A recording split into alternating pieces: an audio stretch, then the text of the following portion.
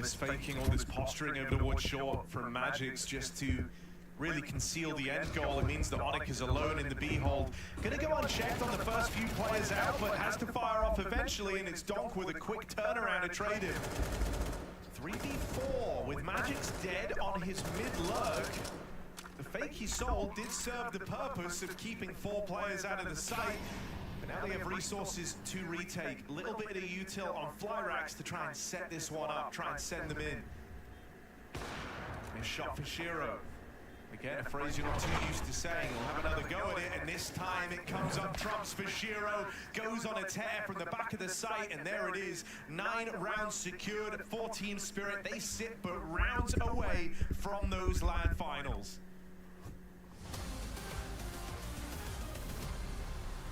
Hey guys, this is Mahone, and I'm going to break down how the pros hold long A on Dust 2, so you can do it just like them too. Let's go.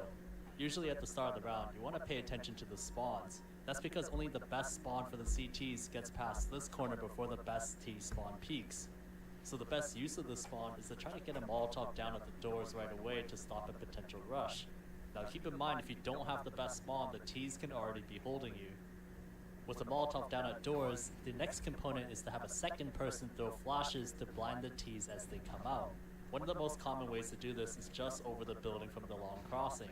The flash will blind Ts holding from the doors, so even if you don't have the best spawn, you get a brief window to cross the angle. It's possible to throw this flash too early, so the timing to throw this flash is at 1:49, which leads to the earliest a T can be at the doors. The Molotov and flash gives you a good initial defense, but Ts with the best spawn can run straight to blue bin before the Molotov lands. So another option for the Molotov is to throw it behind the blue bin, which stops Ts from sitting there. And as for a potential T at the entrance, you can use this smoke at the start of the round. The smoke is thrown from elevator, flies over the buildings, then bounces off the top of a long house and drops into the doors.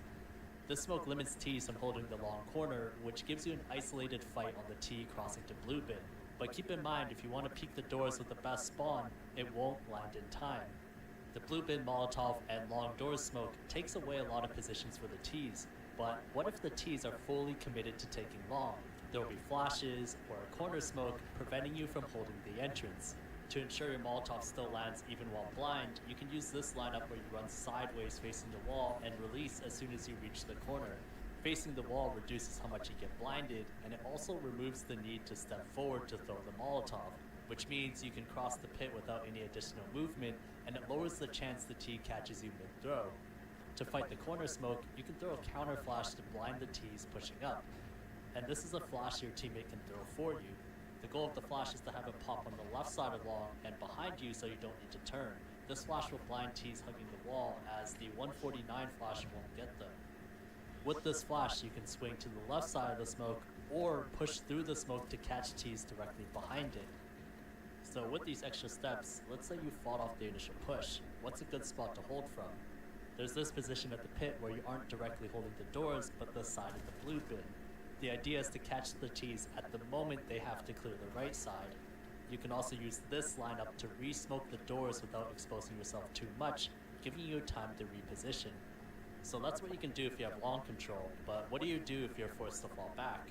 If you back up to the long crossing, you can use this smoke that lands at the middle of long to delay Ts from pushing up.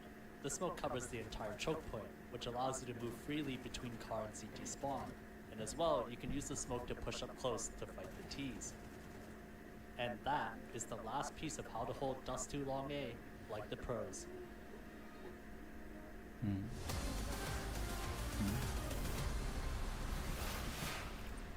Team Spirit are running away with their map pick of Dust 2. As was the case back on Ancient, it's been the Shiro show in this series. Bit of a helping hand in this game from Tanir. Nice to see him stretching his legs with an important role to play on Dust 2. There's been a lot less grip on this game from Inner Circle, right? To be fair, they went 9-3 down back on Ancient and made it interesting in the second half, but they had some way closer rounds in their T side of Ancient. Here on Dust 2, it has been decisive. One-sided. Team Spirit getting to do what they want when they want it. Now it's Inner Circle's time to lead the charge. Straight up Cat in this pistol for an A-split. Good shots for Donk. Best of one, actually. And actually a kill back from Zero Fix. Oh, Zontix. Body shot king in at the car, wasn't up for the task. Leaves it on Shiro with a pair of dualies. And the top performer in this series, what Shiro got for us. Oh, that smoke's so annoying. No, save? Seriously? Play for KD at this point. I mean, he wouldn't expect that. He's dead. Oh, God. No. Don't have that. Don't have that be the kill that he was waiting for. He was really hoping they were going to feed him something and that would throw everything in a disarray, but it's fine. Inner circle, secure it. And there they are. Pistol round picked up. They've been solid at getting these rounds at least. Able to win the pistol back in that first half as well. It was the conversions that they've had trouble with.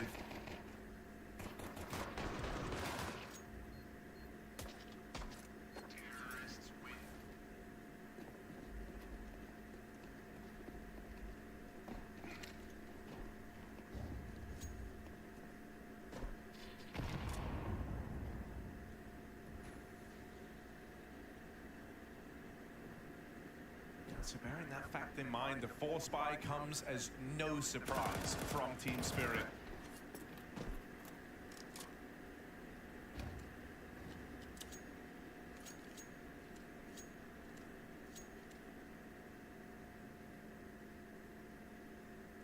You gonna say anything? You gave me like 5 seconds. I'll say something. Watch me.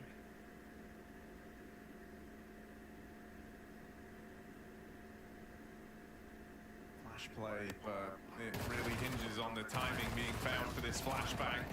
First few kills are secured, and then the flash is really good. They're burning in their own Molotov. Oh, they just can't convert on these pistol rounds, man. Captain Kirk, not even the captain.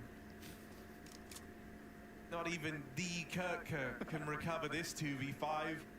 Surely it's too far gone. Not so easy, Kurt.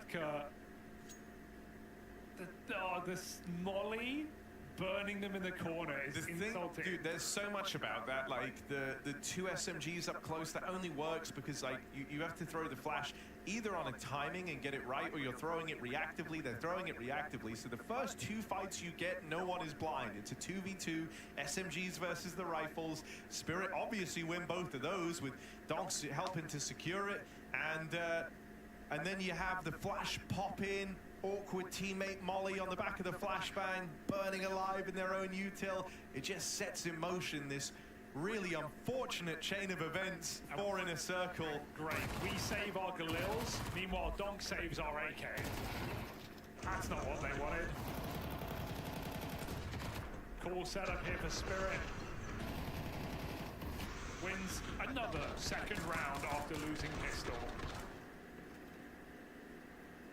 So from bad to worse here for Inner Circle. The series may end in a whimper on Dust. Yeah, which is going to feel like a crying shame when you think back to how close Ancient was. It might not look crazy close in terms of the scoreline, but believe me, if you caught that game, there were so many moments in there where it comes down, you know, there's the ridiculous Shiro 1v3, there's so many rounds where they do a lot of damage, they bring everyone low, but they just can't convert, and if like 1 or 2 of those rounds had gone differently, could have been a win for Inner Circle. Here on Dust 2, that's really not been the story. It's been far cleaner, far more dominant for Spirit, and so it's going to underpin this series, but my word, was there a chance to have made this more competitive. Donk on the swing will get put down. And this one's actually left in a 1v1. Something could be brewing here. Zero Fix locked into the clutch, but look at who he's got to beat. Shiro's top mid right now. There's no kit anywhere, so Shiro's got to get going. Oh, it's in middle rather. And go pick him up. It's going to shave some time. Smoke down. Zero Fix plays to commit. He wants to win this fight. He doesn't want to give Shiro the chance to play mind games. It comes down to whether Shiro clears his position. Shifting in right now. Oh, and a turn in time. Shiro makes it look easy. Doesn't even get tagged. Didn't even need to check the position, just had to react. Yeah, a little rough as well. Zerifix falling off right as he takes the shot. Just everything that could go wrong did. And at this point, you know, it's not even necessarily Donk who's striking fear into you in this server. It is Shiro, right? When you hit tab, it's a name that they've become very, very acquainted with over the course of this series. You're thinking, I gotta beat this guy? I gotta beat Shiro? With the game he's having? The stress on the faces of Inner Circle as well after every round, every engagement, like, oh, what it could have been. Yeah, you just know. Like, deep down, you know how winnable that first map was, you know? Like we say, here on Dust, it has been more one-sided. There has been less in it for Inner Circle, less close moments. Ooh, bit of pace, why not? Running wild, Shiro in the sight. They're going to give him a fight. There he goes. Shiro taking one with him, but low health. One bullet does it, and Flyrax delivers. Donk, what's he got? Well, he said the Donk's been waiting for a challenge, looked a little sleepy. This would have been the round to step up, but he does nothing. Zontic's dead as well. That is a very lovely pace change out of Inner Circle. It comes a bit from a place of desperation, but you can't argue with the results. You know, they're backed into a corner here. They need anything to get around, and a pacey one up through the short side does just that.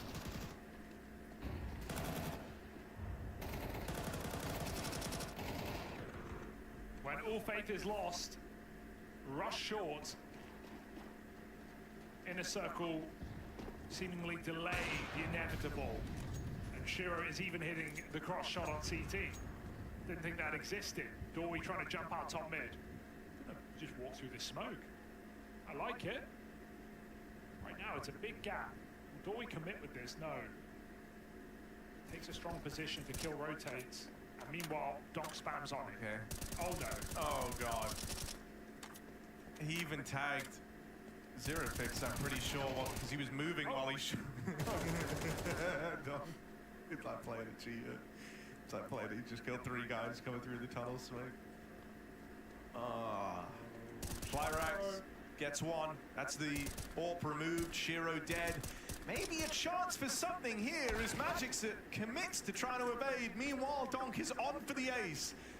He's only seen 1 opponent thus far in the round, and he's on for all 5 kills. Flyrax be the stopgap.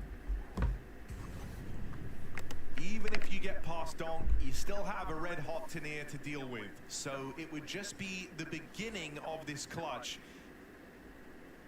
Donk with hot hands in what has been a pretty quiet map, really looking to deliver something special here for Spirit to find match and series point. They're grouping lower as well.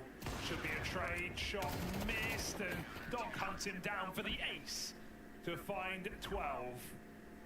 Beautiful recovery for Donk right when he's had enough.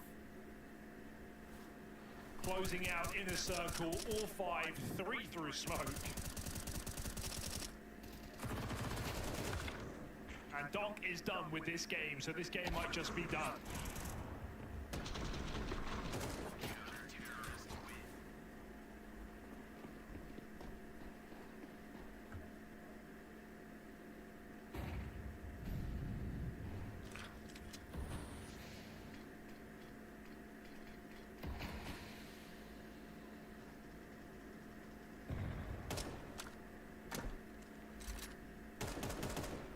For a team that, you know, really aren't afraid usually to play, you know, kind of in-your-face Counter-Strike, that's a bit of a brand that Inner Circle have looked to commit to. They've certainly felt that they have to pay respect to Spirit.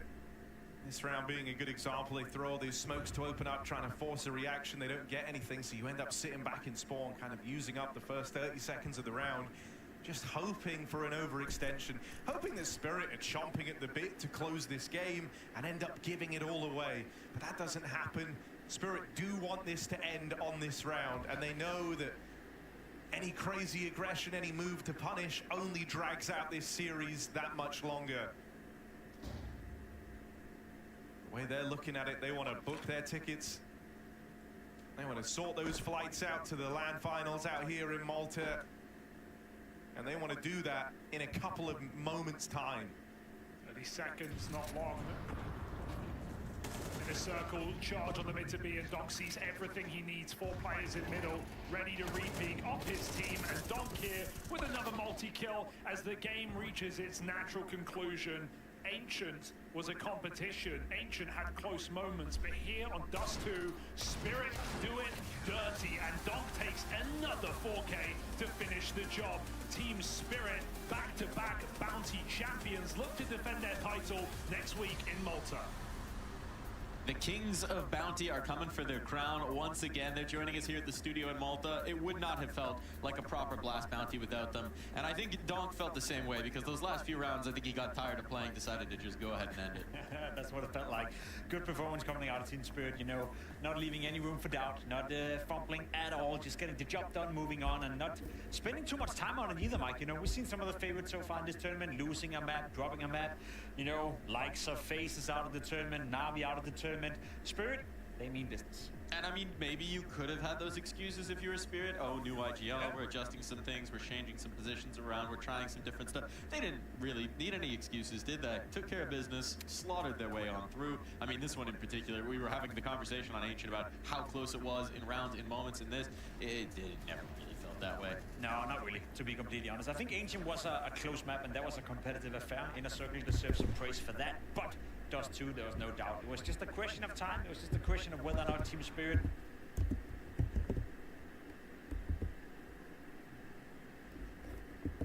We have an official today against who? Oh. NRG. NRG. Americans. Americans. Well, I forgot my jersey in my hotel, and I need to take it before the official because I need to obviously webcam and stuff.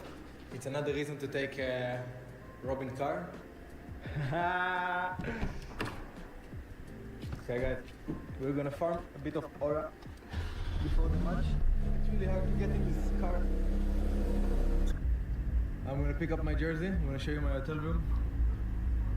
I wanna say that I've been in Estonia for a few days, and we always said that we'll vlog tomorrow and tomorrow and tomorrow.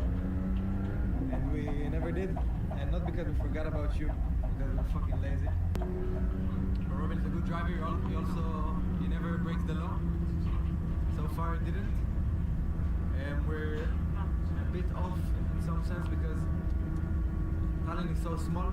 I wish we were in like a big city, New York, driving the Porsche GT3 RS. But either way, he owns Tallinn. It's crazy, everybody takes photos, everybody takes videos of the Porsche. Nobody cares about the person, nobody asks how is the person, everybody just wants to know about the Porsche. Does it make you feel any bad, Robin? Of course, it's the worst. What? The people don't care about you? I mean, they care. About what? The Porsche? About the person. And people love you. I'm gonna pick my jersey and see you boys. Hello guys, me and Robin just finished the game against NRG. It went pretty smooth. Anything to say, Robin, regarding the match? Smooth sailing. I think good we didn't lose another game after Cologne. Bouncing back straight. And feeling good with my brother Angie. Do you feel online a bit or? To be honest, Zabu was onlining a bit today. And then a bit flingy on Mirage. A bit a lot. I redeemed myself. Some time off tonight to reset, and next game we play on Sunday, I believe. Okay. Here, me and Rob, CS2 News Channel, here and out. Hello guys. Quite sunny in Estonia. Me and Robin are back in the Porsche. Now the thing is, I got some issue with my headset. We're going to buy a cable to fix that.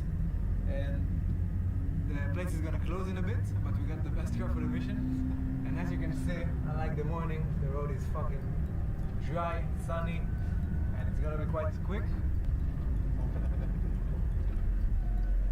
We got some fans of Rob's Raps. Just to clarify, we need 2 more officials to make this. One more official and we go to Malta. And we're gonna take the camera to Malta, please. Yes. We're gonna take the camera to Malta, and we're gonna keep vlogging. And guys, if you see that, you need to take Vitality or something else, because no way me and Rob edited it. It's just we gave the content to someone and he edited it. I want my reaction.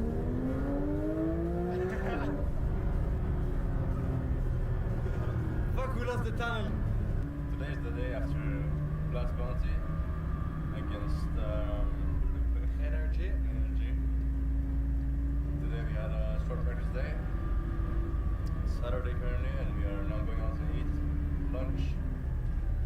And then play more CS. Tomorrow is a new day, the Legacy, Qualify for Malta. the very big rematch. Yeah. That everybody's been waiting for. Guys, also, I need you to tell me what to do. I have the mustache, as you can all see, but I don't know if to keep the beard a bit. I have a friend of mine, he told me that he thinks I need to keep it a bit, not too much, because it then looks a bit normal.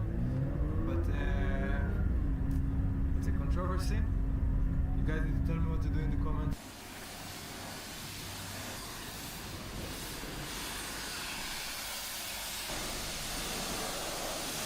Hello guys. We have an issue in the room. Robin forgot the window open. So he's gonna deal with what happened during the window open, which is a lot of light in the office. God, like multi-kill. On the left. Yeah.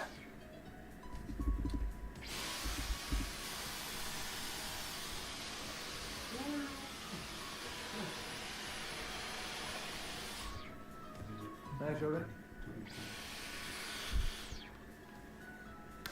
Again. Oh, that was heavy. Yeah, stop it. Hello guys, we just beat Legacy and we made Malta. It wasn't the easiest game on the first map, and the second map was back and forth a bit until we kind of got the hang of the game. Any words on this match? Excited for Malta again? Anything? Very excited for Malta. Been a while. It was a tough start on Mirage. I think we lost both pistols. Yeah. You know, it's tough to play a game like that, but we won a lot of gun rounds, and obviously a nice game, a rematch from the major. Even though it's online, not so much on, not so prestigious the match, but yeah, it was a good game, and props to Legacy. I think they had good Mirage routes, and I think we played well, better than any other. Okay, bye. Bye. Say bye. Bye. Alright guys, at the hotel, just dropping off Lazy. We'll give the camera to him, he's gonna show you around. Yeah. And yeah, enjoy guys. Hello guys. Thank you Robin, good night. See ya bro. Look at this combo.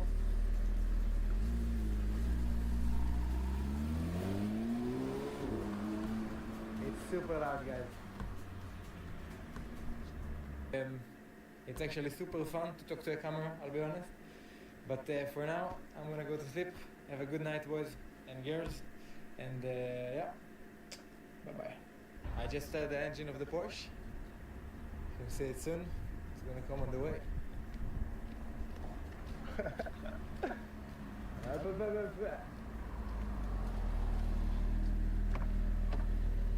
Morning sunshine. Wait. We're gonna head back home, start setup, practice. We'll probably get to you during the day. And yeah, see you then. Hello guys, currently 4 p.m. Robin puts these things in the oven. Fucking Michelin 5 stars.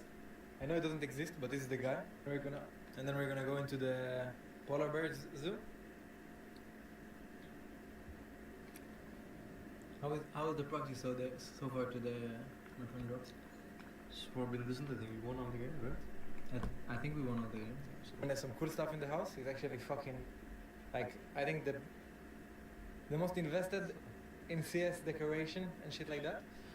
That's his playroom. No, I'm joking. That's the fucking cat. Give me the show from here. Yeah. Who is your cat? You guys know? Pep. Oh, fuck this mouse one. He's like, that's what we lost to them in Cologne, bro? You fucking have them on your pillow? Yeah. How old mouse logo? The best logo. No comment. This is space, obviously. What the fuck? No vitality pillows? And this is the new logo. Yeah. Well, They don't give us pillows anymore. can I throw them away? I put them on fire. They used to give us pillows. Well, guys, the cat probably fucking. Look at that bomb. It's in the chair.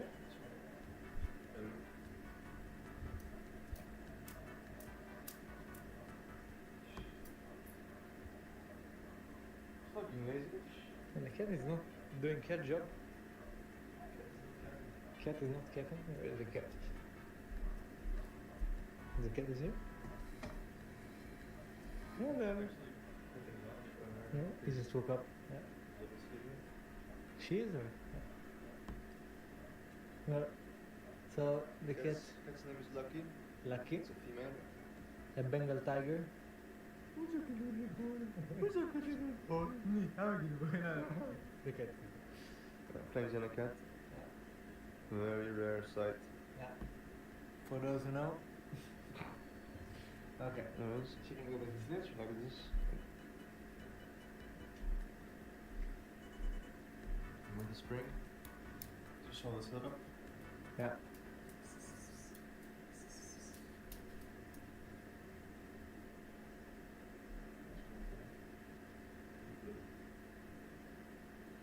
Meow meow. Meow.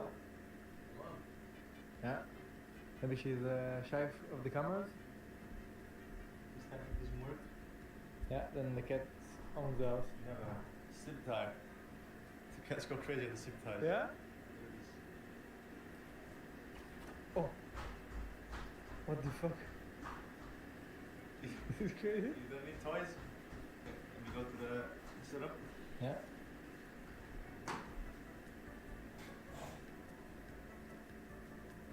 And give it to me.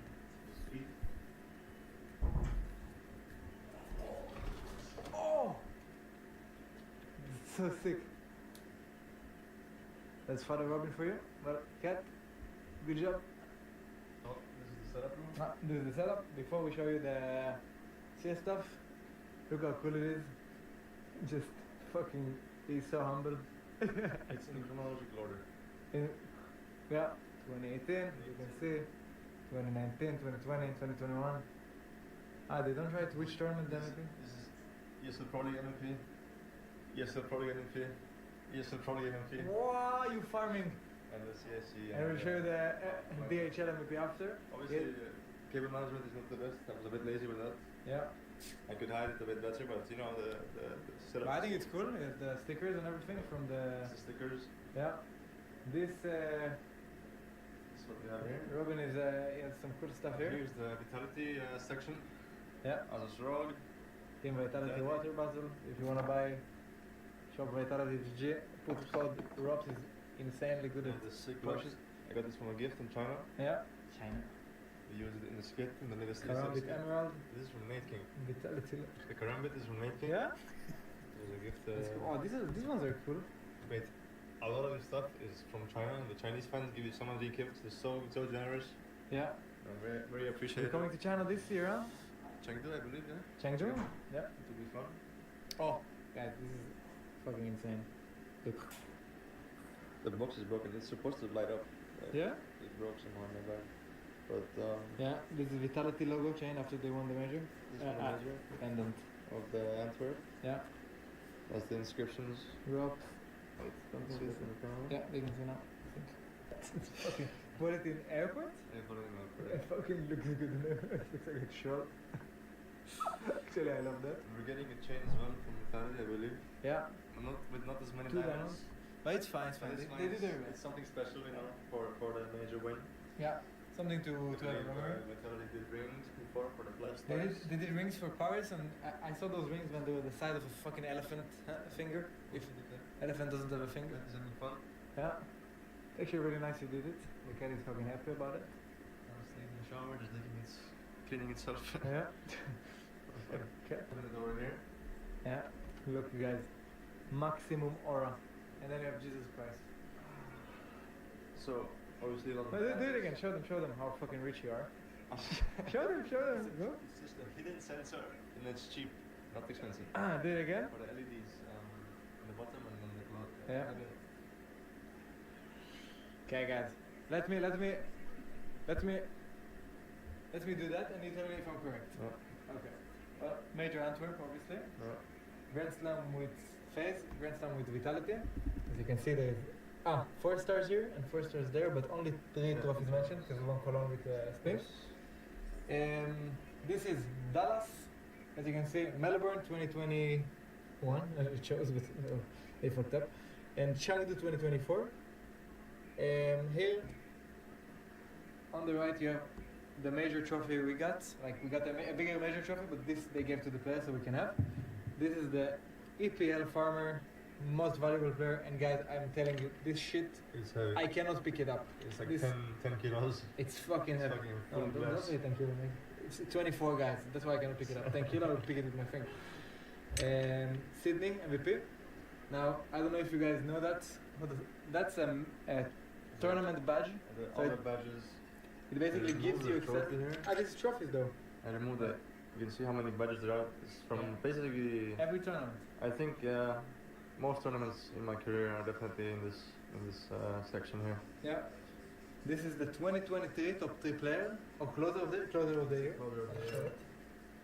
Look how nice it is. HLTV, come to the award show, guys. It's gonna be fun. This bombo clat on the left, you got it with us, right? Yeah. This is This weights, fan vote. this weights more than this. I don't think I can win MVP over Zayu. Yeah. well, you got the fan vote But at this, least. this one side or Fan by framed. Yeah. You have this The signed, major right? winner. So this is, as you can see, this is signed. Yeah. Look at The that major. signature, bro. Oh. This is the jersey I won at the major with. I was wearing it at the same moment. Yeah.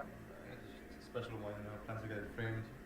But I haven't got really good at it yet, but hopefully at some point. Yeah. Look, so here you can see all the things in English as well. Flower Garden, Office of the President, Japanese Garden, Yeah. and we're headed there, right? Very- 605 kilometers. Right now we'll Take a go. Porsche. Right now we will go to the flower garden. It's quite beautiful, so Planning to do an Instagram story there. I'll show you around. You can obviously do that. This is the flower garden. This is not Japan. No, this is not Japan.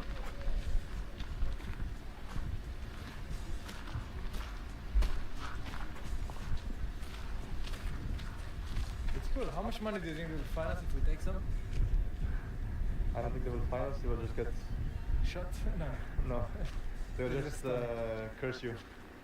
Curse Probably. me. I mean, they will be angry at you. Yeah, the police. Okay. We're on the way to the Japanese garden. Look, show them the fucking view. We're on the way to heaven. Just a regular road. No, it's not regular. A small grass field, trees. Not much, but for this guy, People reading books. it's the road to heaven. We finished our life, man. Major Katowice, Poznań. Can go back. I have no idea, but Konnichiwa. Ore my wash. we're in Daniel Jackson. Estonia and the Japanese garden. Yeah, there is the elevator direct to Tokyo. It's very, Shibuya. very cute here. Yeah. Shar's a big fan of that. I'm looking for pink flowers. I haven't seen those pink yet. I don't know where the pink tree is. We'll find the pink tree. Every time I see Japan in a show in the TV or something, I see the pink flower trees. I'm breaking the law. No. Sorry. Don't do that. Actually, it's jail time, no? And this is the waterfall of Osaka. This is a hot water spring.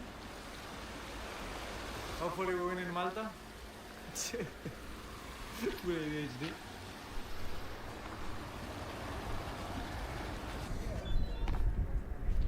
Hello guys, we just finished the food, the dinner. We had pasta.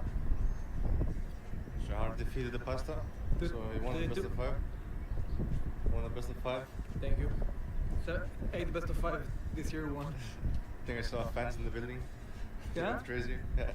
So we're gonna go back a bit to Nap. We have a flight in a few hours, so we try to get as much sleep as we can. In 9 hours Yeah. ish. Go back. I'll try to sleep like an hour, 40 minutes. Then we'll go back to Robin's crib with the luggage, and then I'll try to play some CS before flying. We're gonna try to film a bit in the airport and stuff like that, but we might be dead tired.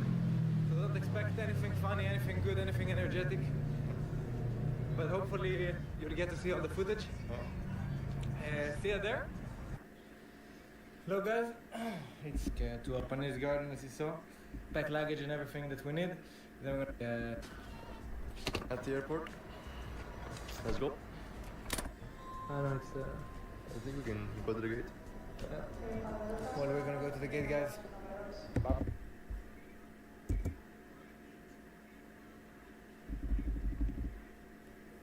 Sure enough, Spirit looked up to.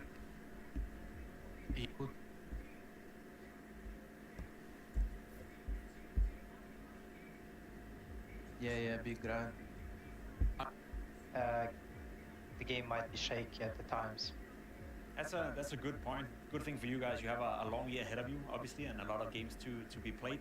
Magic's for you now being an in-game leader. I know one thing is thinking about it, one thing is transitioning into it. Now you had a couple of official games under your skin. Ready to rip heads. Foot's a team that of duty. Evers has some flair. Who knows what it means is and. So let's do it again. We go for vitality. He wanted in the draft show. Give it to me. Who are eyeballers picking? Yeah, I mean, I was back with a bang before, so let's do it again. Yeah, we'll see. But it's like Wait until after the game. VP versus the most recent. Is it going to be the old versus the new here? Oh my god. I love JW's Spirit. Yeah, we'll see. Wait until. They will come in and they will. Unfortunately, there's also a real world today where Vitality will come in and they will smack JW and they will smack eyeballers out. Well, and it's a particular era, so and it's a time of greatness. Provided a shot, fall back.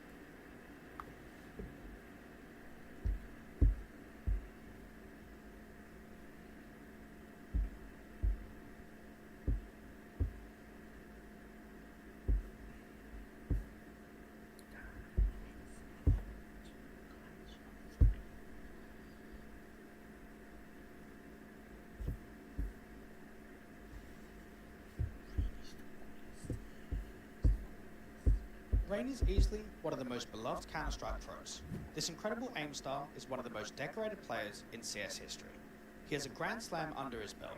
He's fourth in the world for most major appearances and ninth for the most prize money won. And even after playing professionally for 12 years, he still has enough skill to become the oldest MVP of a major at nearly 28 years old. He even is Simple's favourite player. If that doesn't say something, nothing does. He's had a beautiful career so far, maybe even the most beautiful. And while he isn't even close to stopping, his recent benching from FaZe puts an end to a very significant part of his story. This has prompted me to take a deep look into his career, his roles throughout the years along with his up and downs, but primarily I want to find out what made Rain so special. Norway was notorious in CS 1.6 for having incredible players, but their achievements didn't come from full Norwegian teams. Take Element, arguably the best Norwegian player of that era. He played with the Swedes on SK, North Americans on NOA, Brits on 4Kings, and finally Germans on Mouse Sports. Norwegian CS was always behind the Nordic countries in Sweden and Denmark. With all of the top Norwegian players competing outside of their local scene, it hurt the growth and the elevation for local up-and-coming players. By the time CSGO was released, all the old-school Norwegian pros like Element, Executor, Rill, and BSL had all retired. It was time for a new generation of local players. A young and hungry footballer had his career ended by injury, and by around 8 years old, he was watching his brother play CS 1.4, and eventually got into playing the game. This was Rain. On the 5th of February 2013, the young 18-year-old joined Party Astronauts. His CSGO journey kicked off strong with his debut LAN in Helsinki, snagging third at Assembly Winter 2013 alongside Vendetta. a solid taste for the big stage. The follow-up assembly event that year was average for the squad. Rain, however, was already showing his potential.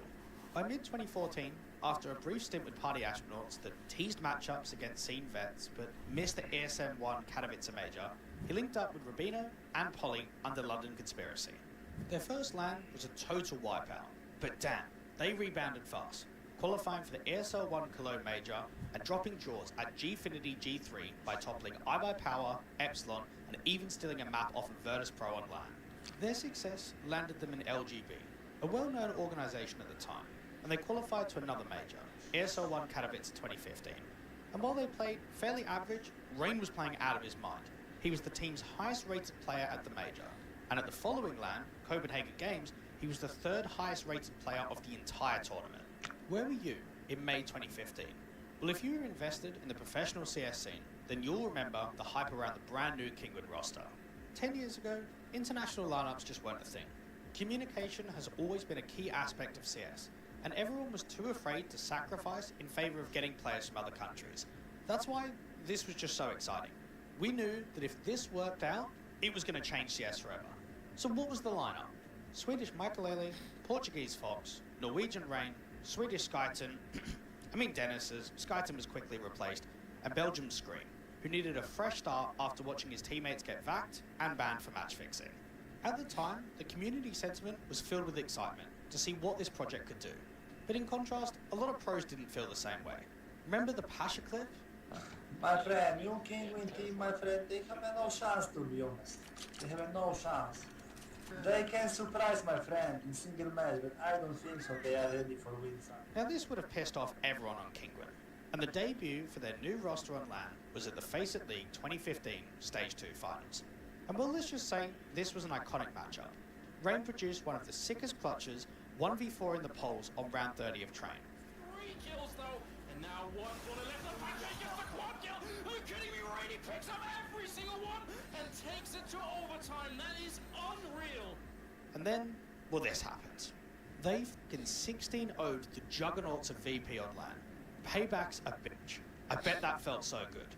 Oh yeah, and he top fragged the entire server in the best of 3. It gives you a bit of hope that this international team concept might actually work out, because let's be honest, if it's possible to create teams like this in Counter-Strike, we've got like a very different future ahead of us. Suddenly there are a lot of other options that we've maybe never even thought about. Afterwards, Kingwood managed to qualify to the ASL-1.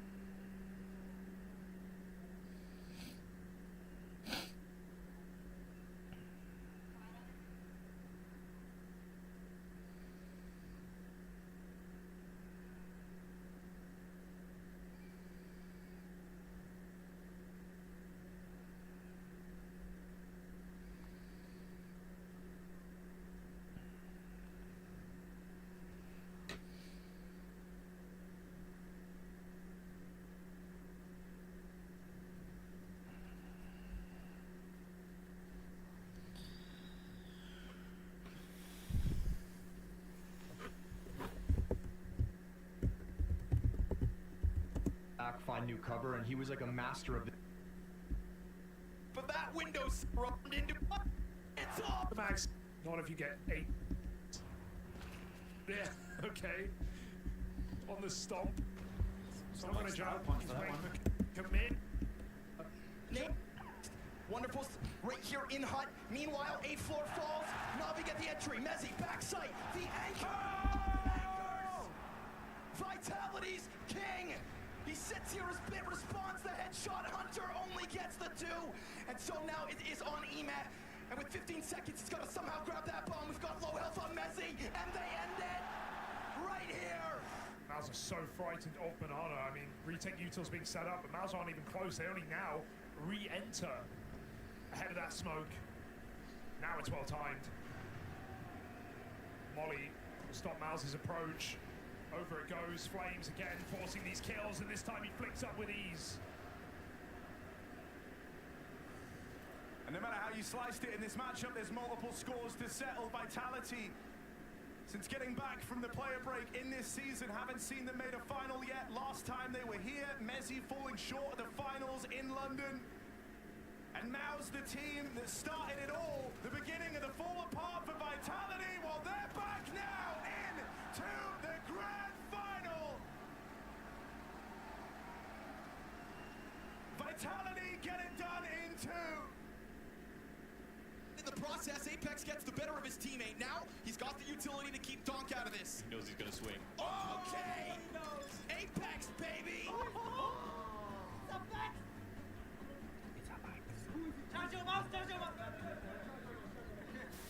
Look, it's plugged in. Yeah, it's plugged in. There we go. Shah, even though you win, we love you. Merci, madame.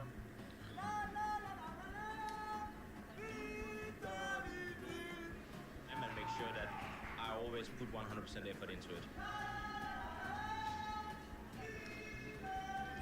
Don't know if that's coming through.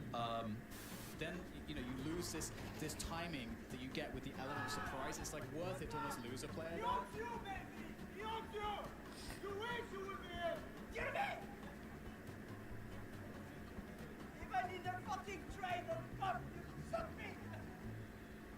Flamesy's got players breathing down his neck, and there's a ton of pressure coming in on Mezzi.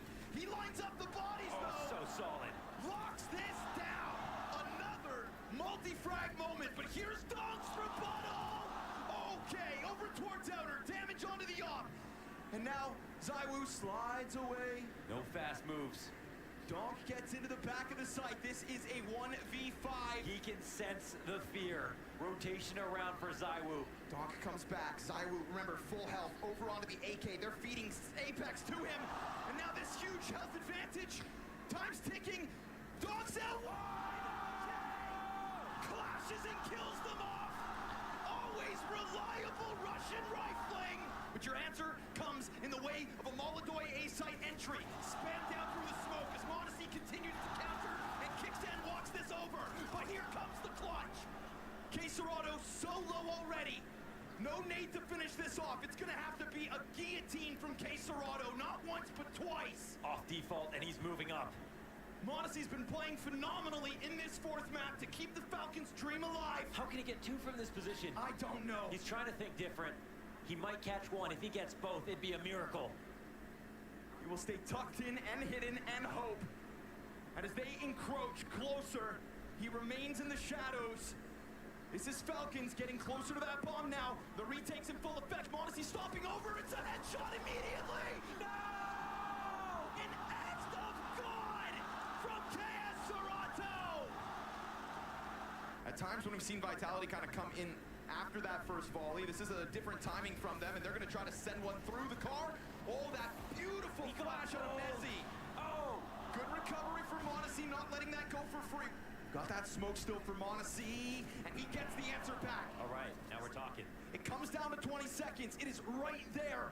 Rob's not sure from which avenue. Tess going in first, dies out to Mezzi. Modesty's got himself a 3rd, and the quad on for an ace, and time to plant.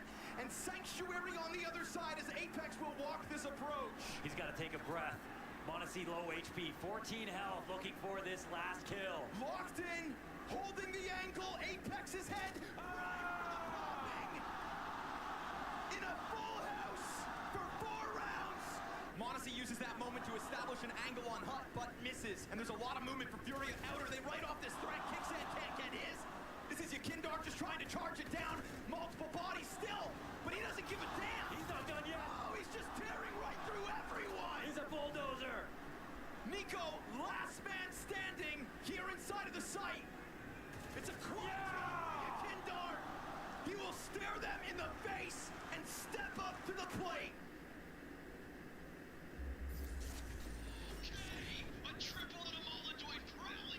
He's not warming up. He's hunting. It's just a fluke. You can't drop 30 like that every match. What possessed God in heaven to make a player like Molodoi? God did not make Molodoi. I made him. You trained him, right? I teach this kid everything. Discipline, position, we need lineups. He's ignoring it all. You want to do Syria? Come sit, Daniel. I've seen your flashbangs. Did Fallen teach you nothing? Utilities for people that miss. That's not game sense, bro. That's madness. Madness? No, confidence. He's not blinking. I don't think he's blinked since he walked in. Look, Daniel, the teams out there, they know you're dangerous. They're planning around you. They don't want to end up in another highlight reel from you. If they don't want to be in highlight reel, they're gonna need one thing. And what's that? Disconnect. He's so intense. You think you can keep this up? Last time I...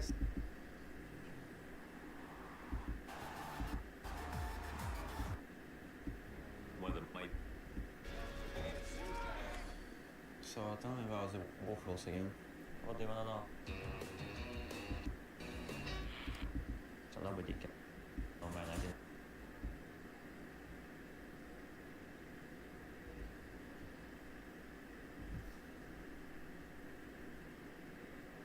Also, villains at the time in the Fnatic roster where they didn't show us the super deep level of strategy and tactics, but they showed a mastery of how to mid-route. As well, the AWP was obviously got nerfed thanks to JW and NES, and so you also had in that rivalry the best AWPers, and the two AWPers that understood how to play aggressively with the AWP like nobody else. But I'm thinking back to the early days of CSGO with that kind of French-Swedish rivalry. I'm thinking about that stylistic difference and how both of those teams were showing the best of CSGO in different ways.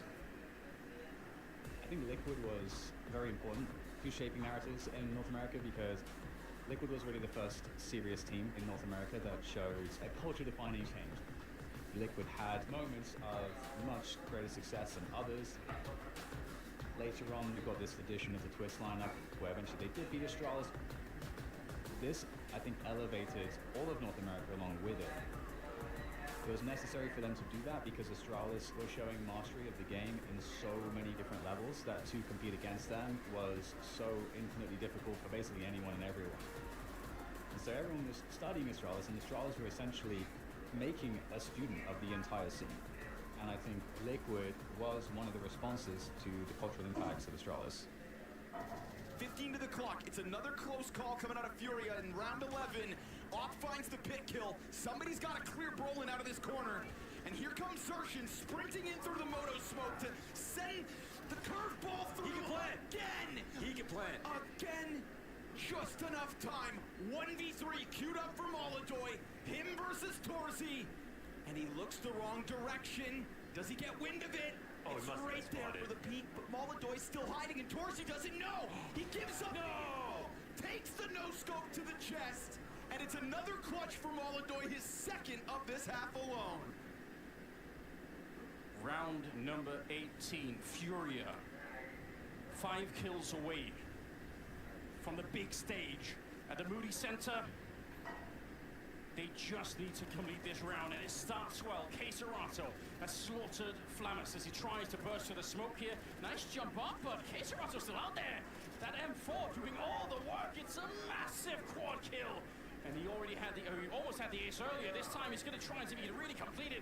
The USB out, and he gets it. An ace to get to the playoffs. He said Fallen's been quiet on Inferno. Well, he can't afford to be quiet here in round 22. They do a contact. Is it really going to be just Dry it is into the orb. Cello activates if he's necessary. Now the nade does chip damage, but still that bomb is under their control. And Fallen steps up, delivers when his team need him most. A triple kill on the orb. Down goes Rek on A, and the job is done. The round is won. 11-11. I know what Fury are wishing for. Another one of them from Fallen. 4 kills in the round. Fury has stacked those rounds. Monacy uses that moment to establish an angle on Hut, but first shot misses. And there's a lot of movement for Fury outer. They write off this threat. Kicks in, can't get his. This is Yakindar just trying to charge it down. Multiple bodies still, but he doesn't give a damn. He's not done yet. Oh, he's just tearing right through everyone. He's a bulldozer. Nico, last man standing here inside of the site. It's a quad kill for Yakindar. He will stare them in the face and step up to the plate. What a monster, Yakindar. Take a look. Nothing that he can see, but if he continues on this journey, he could have caught them off guard. Molodoy, though, all the wiser. Magazine's empty. They're training him. You get mad. No, they're training him. Sunpius found a kill as well towards A. Molodaw's able to get one. 3 on 5. Get the 4K, there's one. Makes it all the harder. 4 shots. 4 health. Crazy play. Senpai's looking for him to go up above. No kit here for Sunpius either. He's wasting critical time on this, but he does manage to get out. Another missed shot here from Molodoy. The last shot closes pistol. It almost looked like G2 would take it, but the 5v3, Molodoy the sole survivor. Rumich remains posted now, no support. And with the deep information, if they don't disrespect this, or if they come forward, well, it's actually come to the point now where Smoke can take over. He doesn't have to put himself in jeopardy. They're running through this. Oh my god, they're actually gonna come, yeah. Oh, no way! Double no-scope collapse. Easy pickup for Na'Vi. I mean, they laughed in the face of this attack.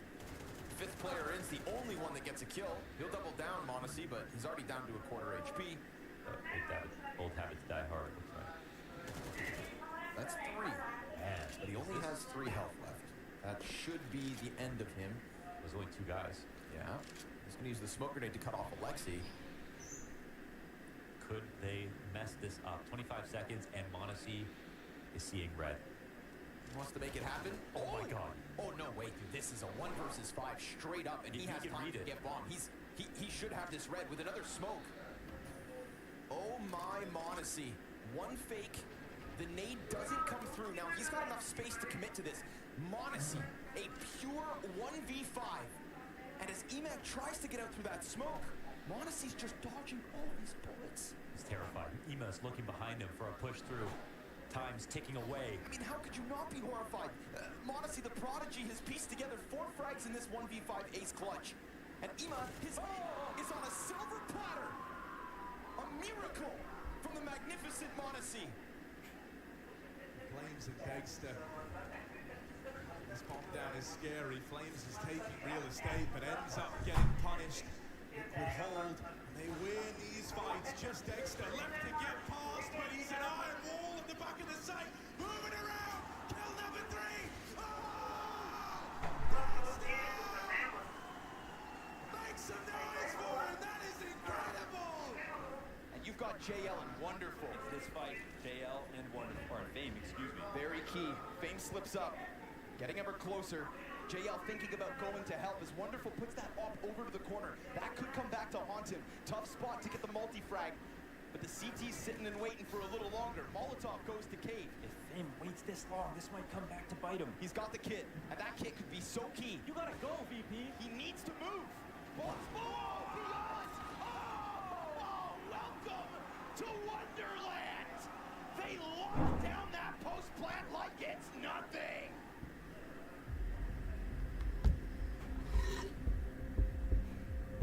Against a team like FaZe and the players they have. I mean, it's of course a great feeling to get the win, but also perform well. Obviously, it's the win that matters, but playing well on top of that is like just a bonus for me, I think. It proves to me as well that I can play with the big guys, so to say, so it's good. And do you feel more confident at the same time now, going into this next matchup? I mean, of course it gives some confidence to play well against FaZe, but I think my confidence is always high. So I think, yeah, sure, I got some confidence, but I'm always confident. That's great, man. That's really good. You need to have that as a Counter-Strike player.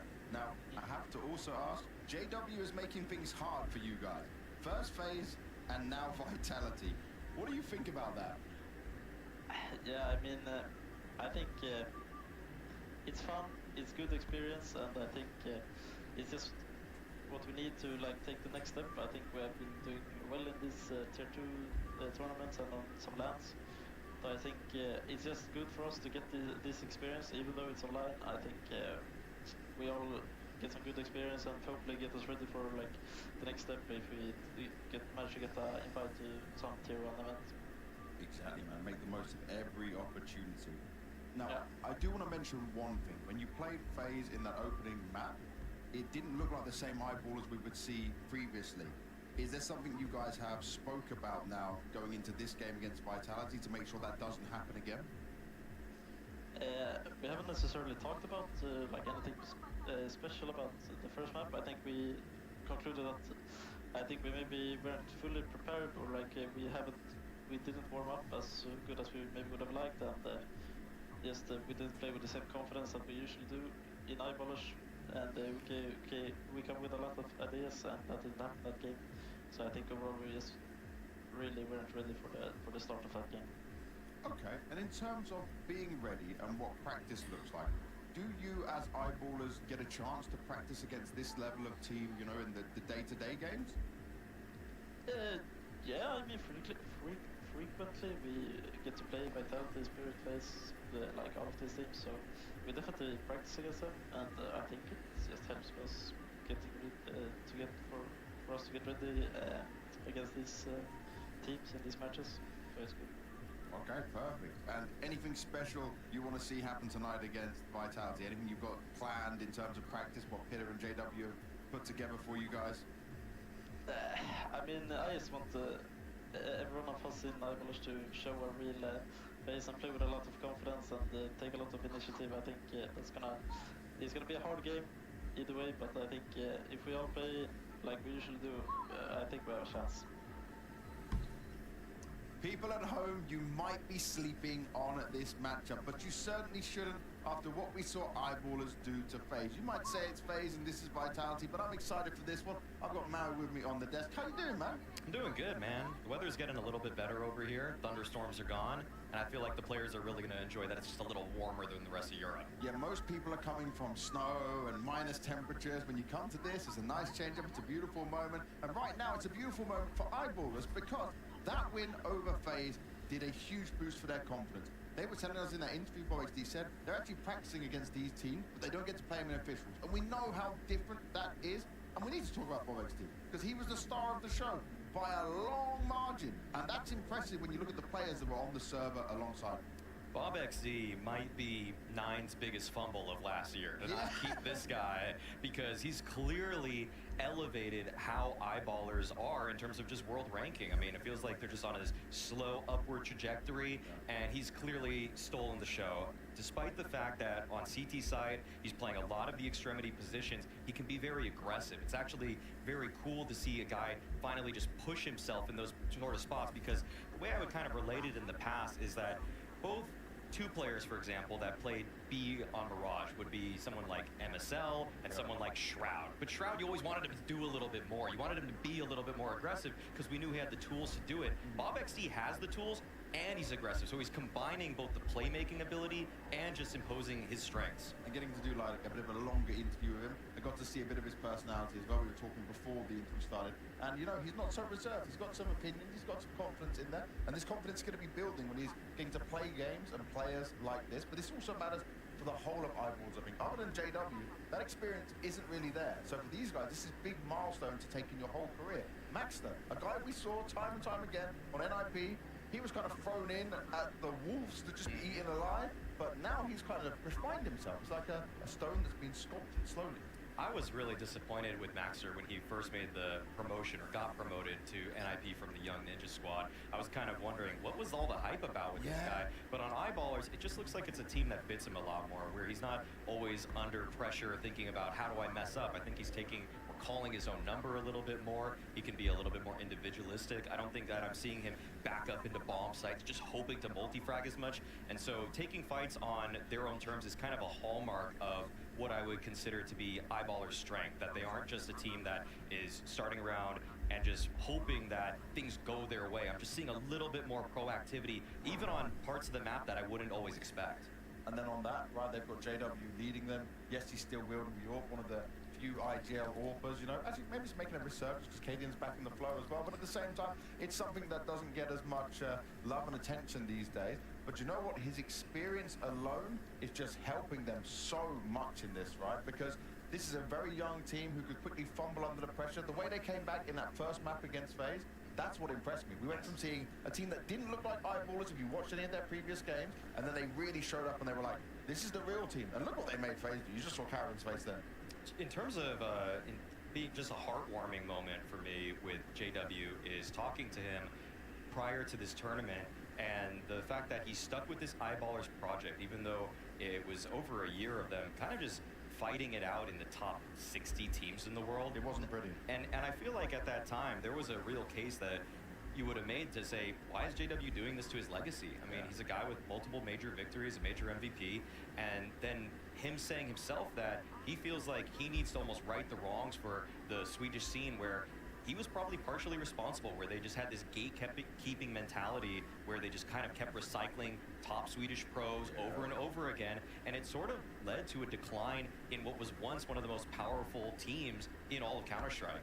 Kind of what Denmark's going through now, right? They're both learning their lessons, kind of the hard way and having to deal with it. But JW said to us he wanted to be back with a bang. He already chose FaZe, but look at this, what he was doing on the draft pick that we had just a few days ago. Give it to me. Who are Eyeballers picking? Yeah, I mean, I was back with a bang before, so let's do it again. We go for Vitality. Apex versus JW.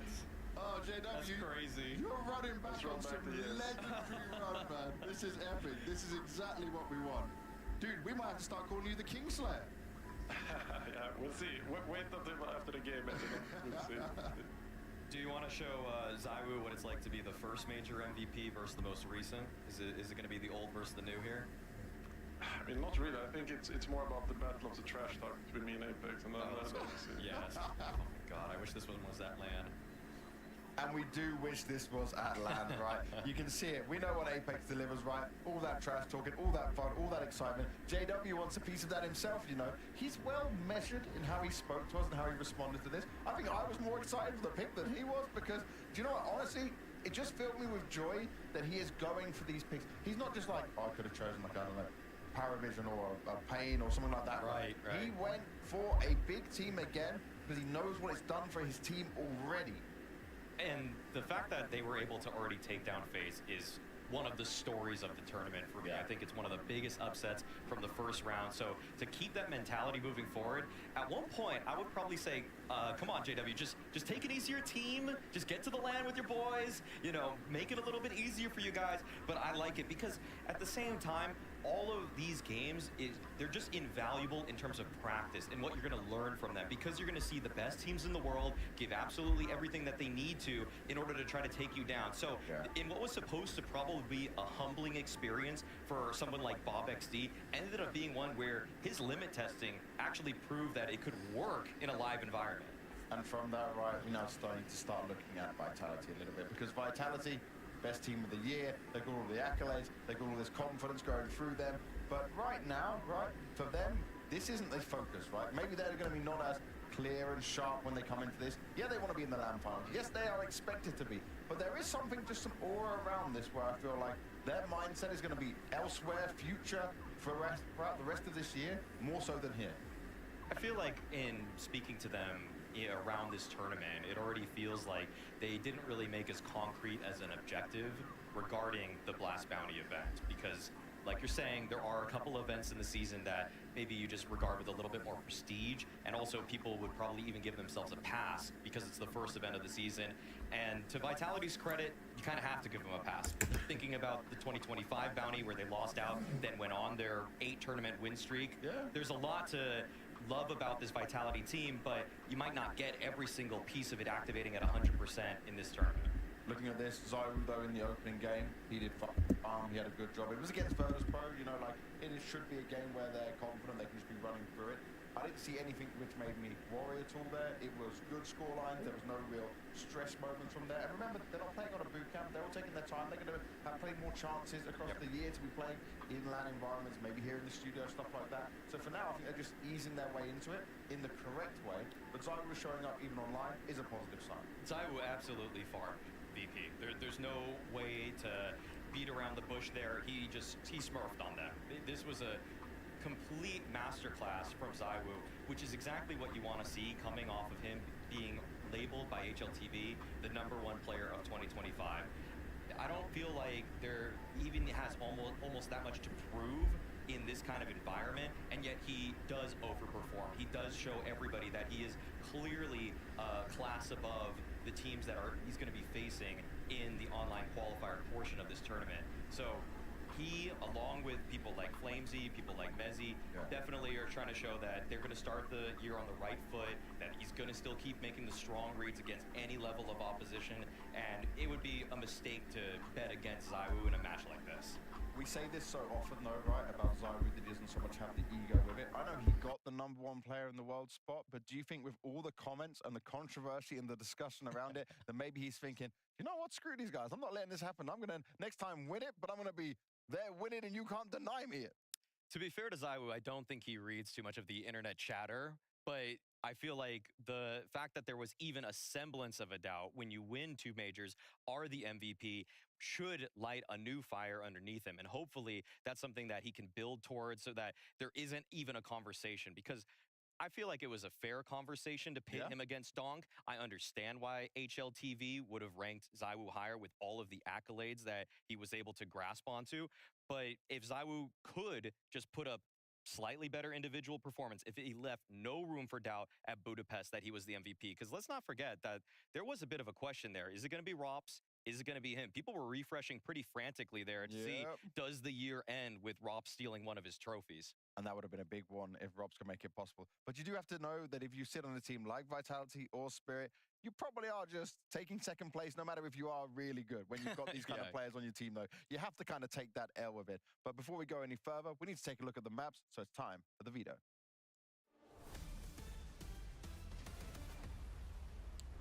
Now, the main thing here is I don't expect any crazy surprises or anything wild coming out here, right?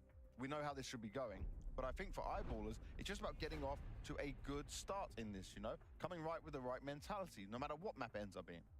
I'm a little bit, oh, okay, wait a second. Eyeballers go for Anubis. Okay, yeah, wait a second. I was just thinking they were going to go for one of the maps that they played against FaZe and were able to win. Yeah. Bringing out Anubis here, well, that's going to be real tricky. Vitality go with the overpass pick. I kind of figured they might go with Nuke, actually, but it was one or the other. And so for Decider here, I feel like, eyeballers then decide to get rid of Nuke. Honestly, I'm still shocked by the Anubis. I didn't think that one was coming. Dude, the reason I said I thought this is going to be a standard veto, because I'm thinking, like, if your eyeballers just play to your strength, you beat FaZe already, go off that and play in the confidence.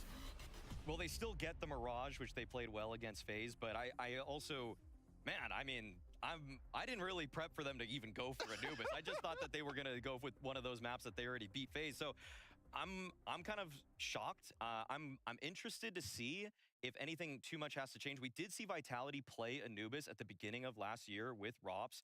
I think it was Rops that took over the A spot and Flamesy got to change his position around.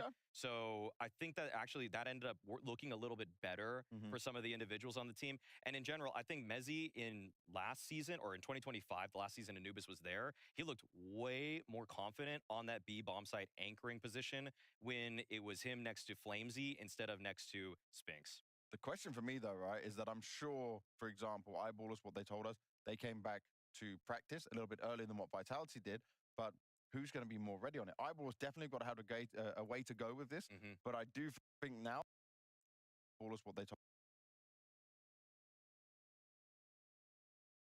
told us they came back to practice a little bit earlier than what Vitality did, but who's going to be more ready on it? Eyeball's definitely got to have a way to go with this, but I do think now that, like, they put themselves into a bit of an unknown at the same time. They can't prep as hard, right? They can't have good understanding. I feel like this is where you're just gambling a little bit. Okay. If you're JW and Eyeballers, you realize that it's going to be a ridiculous battle versus Vitality. But I like that he does this because instead of just going with his tried and tested maps, he's actually trying to go for the win.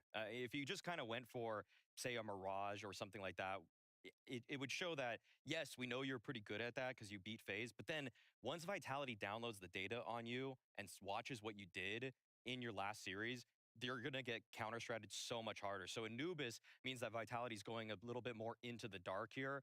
And I would say that probably favors Eyeballers because if I'm taking prep-heavy teams or really just the staff behind each roster, I'm siding with Vitality easily. Very quickly, because we're nearly close to the game, how important is it for Eyeballers to just play the way we know and love from them and not, like, go into their shell, even if some rounds go badly early on? I mean, I want to see some antics. I want to see if they're going to make a risky pick, make some risky plays. Some of the teams here showed that if they're the underdog, they're going to make a couple smoke pushes. They're going to play off of their own timings, even if there is a semblance of counter utility. So I hope that the confidence is still there. And I hope to see just Bob XD, when he switches over to that CT, or when he's on that CT side, I want to just see him continue to be aggressive against last year's #1 team. Well, let's see how it goes down. We've got an exciting Anubis to kick off this series. Anubis was the surprise, but these two, they're never a surprise. They're just amazing. Okay, James, you're going to run out of compliments soon, I'm telling you. Yeah, it's got to. Welcome to the second half of the day, folks. Bob XD! Bob XD in the server up against 2025's #1 team. And they already took down a other major finalist. Then why not? Why not upset here as well? Yo, huh? they took both major finalists out. Imagine. JW back on top. And back on land, too. Ooh. What year is it? Oh, like Maui said, man, imagine this game is on land. That'd just be content, actually. So much content. God, it's going to be fun. And, I mean, there's going to be rounds in there for sure. At least Eyeballers have proved, like, they can really compete. They have some real potential talents and stuff. And with someone like JW, I don't think without someone like JW, you can take down FaZe. Even if it was just a skill question, you had someone equivalent skill, it wouldn't be the same. JW can speak to them and tell them, we can beat this team. I've beaten teams like this my whole life. You can have confidence in yourselves, you know? And I feel like he's the best reminder. He could be like, play that coaching role for a team like this, but is still obviously more than good enough to play. So, well, I mean, you have to take this match in stride. You're here for the experience. You can think back on how well you did versus FaZe, and I feel like you're going to be rating yourself based on how much you left on the table and, you know, how much you went for it. I think that's what Eyeballers are going to be looking for. And I think that the veto, like the desk said, really is kind of the testament to that they are going for it, right? You try to get Vitality off kilter, force them to play Anubis, hope things get a little bit weird, and then within that oddity, you're somehow able to come out on top. You make those rounds happen, you make those plays happen. But, you know, it's not just the map pick itself that is important. You have to have that same bravado when it comes to the rounds that you're about to face. And odds are, obviously, 4 players on the side of Vitality in the top 20 HLTV. You're going to have some rounds that get thrown in your own face, and Eyeballers have to be ready to handle that. They've got to be ready to adapt. They've got to be ready to just kind of be humbled, because surely there's going to be one of those rounds where, you know, Zywoo drops a 4K on your entry, or Mezzy is going to be alone on a bomb site and holds you back, and you can't let those kind of mentally pile up against you if you're Eyeballers. Yeah, like to be a downer. Like the differences between this game and the FaZe game are, you know, FaZe versus Vitality. That's one thing. The fact that it's not day one anymore as well. Correct. And then even when it was day one, Vitality were still fantastic. So there were some questionable things that happened to teams so far, but opening games to start the year, that's where upsets happen. It's consistently happened for years now. So you can only expect Vitality to be even better than last time. And for Eyeballers also, I think there's something about this where Vitality, there'll be a certain level of respect, you know, that they don't want to get embarrassed. They know that Eyeballers can play, and that they want to make sure they take them down a peg, because they probably feel like, okay, we're going to have so much fun right now. They probably feel like, in a sense, they're playing with house money, already impressing everybody with their win. So I'm sure Vitality will take them seriously, at least to start. I think you have to if you're Vitality, because the phase upset just kind of makes you raise an eyebrow. You know, it makes you take a step back coming into this, maybe spend that extra 30 minutes to just kind of pinpoint what could be critical for the Eyeballers win, find that condition, and then make sure you stomp on it out of the gate. I was thinking to myself that, you know, again, not to just already find outs for Eyeballers, but if we can all accept that heavily favored Vitality should win this game, it's like, how many times would they even get a chance to practice versus a teams like Vitality, let alone get an official in versus the likes of Vitality? I think this could be, you know, a huge chance to just appreciate the game and learn some of that setting stuff, yourself up for the rest of the season. Yeah, some of that stuff we don't know. Like, top teams play against teams they're not going to play against in tournaments, so a lot of the tier 2 actually grows in scrims, but Eyeballers might be a team that, you know, they can't get access to a team like Vitality because they're not even at that level where it would be a formidable challenge or worth their while. Well, maybe Eyeballers have broken into that tier at least with their showing so far. Let's see if they can do a little more damage. Phase upset earned respect. This one would shock the world. That's the challenge Eyeballers rolled out of bed for. Bob XD puts the smoke down in front of this utility from Vitality. That is the only smoke that Vitality had to play with, and we get this fast reaction out of the A main push. So trying to nip at the heels, they'll find all of Canals for free. I mean, Vitality have gone headstrong on long, all 4 players through once Mezzi's flashes come out to support. Dex is going to find a headshot back for Eyeballers, but it's him and Maxter inside of Evox that have only done a little bit of work here. Down through the long push comes JW, but there it is. The Zywoo difference in the pistol to take Vitality's T-side win. That's crazy, because you get kind of a, I feel like this sort of epitomizes what the match could be. If Eyeballers, even if they play their best, they just had 5 players there ready to defend the site before the bomb even got planted and still lost. So that's about as good of a setup you could have to an exec, but the instant entry from Flamesy, the 3K in the middle from Zywoo, and we get this spin around shot right here. Wow. Ready. So good. First bullet out. Do we get Zywoo's thoughts on Anubis coming back? Has he ever talked about that yet? I haven't heard them. I feel like Zywoo, he's happy on every map, he's so just gonna take it all in stride, you know? Yeah.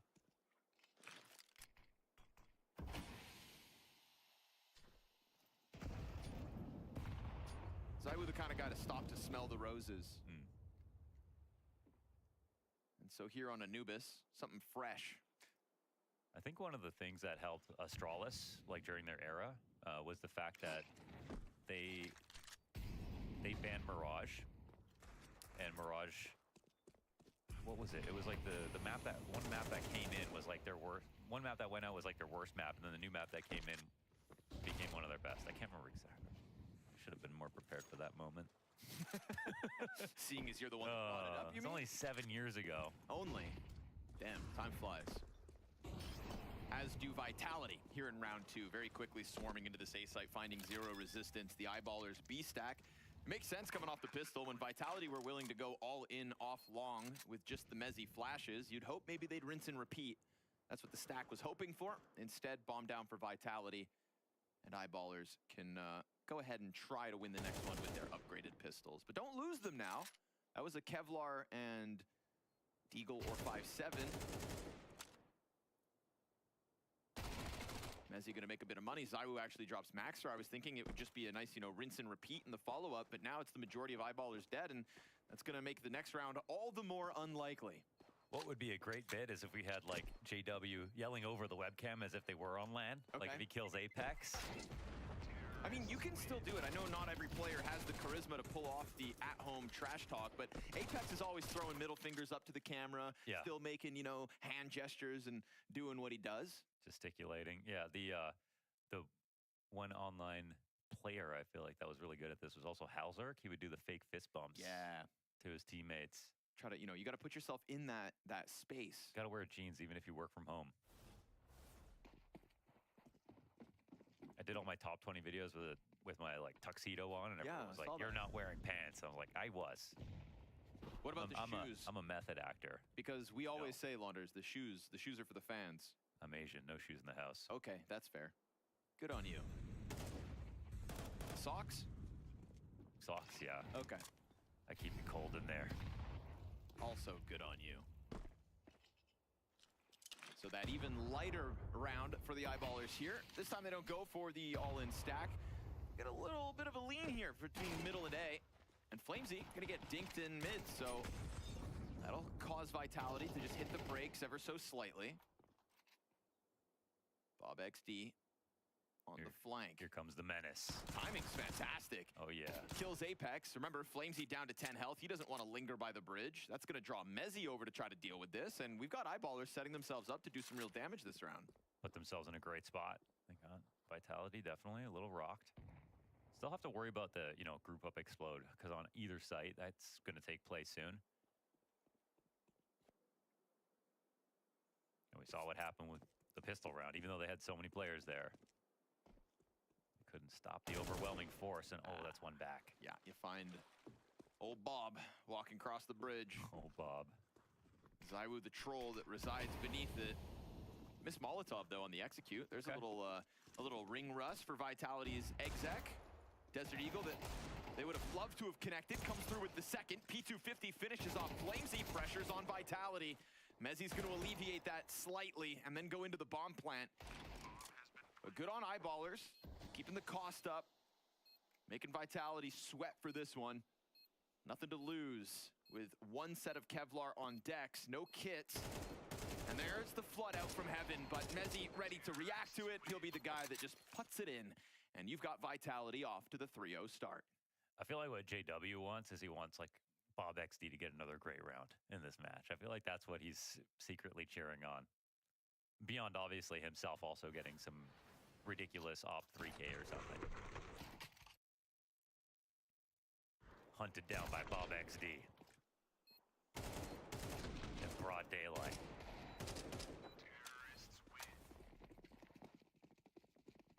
If I got a threatening letter signed Bob XD, I'd be worried too. His signature is it better just be XD, right? Like the...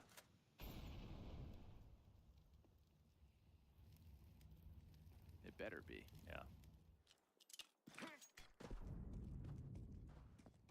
Nade onto the stairs is why Apex is down to 73 health. Kind of eating that one. They had a challenge on the smoke that Rolf is happy to step into. Flashbang's getting this op off its ankle. Very uncomfortable round for JW, but a solid flank out of Bob XD, and that is ZywOo down. That's man advantage earned. Bomb. Oh boy. Oh, this is a round. Bomb XD. Chuck back behind them, and with that possession, oof, eyeballers keep it clean. 4 players up at the end of it. Their first gun round looking real good. Yeah, very solid. And I love how much they're playing for info. And they know that they're not going to be able to play as many retakes. They're not going to be able to play as many just like great, like 2 multi-kill site holds. So you must push, you must go get info back, and they've been very liberal about it. Running through canals in many moments. That's, a minute 15 he's doing that, so. Clearly part of the game plan. I really like it. Channeling their inner fanatic.